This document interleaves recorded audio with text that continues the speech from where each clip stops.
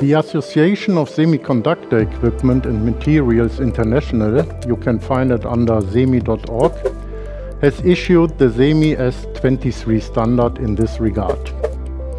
The first version of SEMI S23 standard was issued back in 2005. In this respect, semiconductor manufacturers were pioneers in this field. The current version is from 2021 and reflects the current state of the art regarding energy efficiency. Basically, two aspects are covered. First, SEMI S23 provides guidance on how to measure resources and energy efficiency on real machines. In addition, the manufacturers are to develop procedures to reduce this consumption.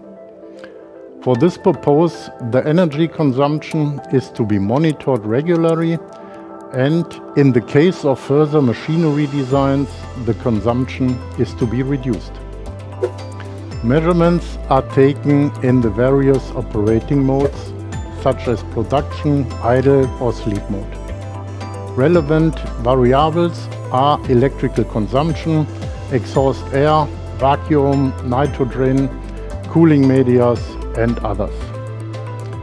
Energy equivalents are then calculated using specified conversion factors, and finally an annual equivalent for energy and power is determined from this.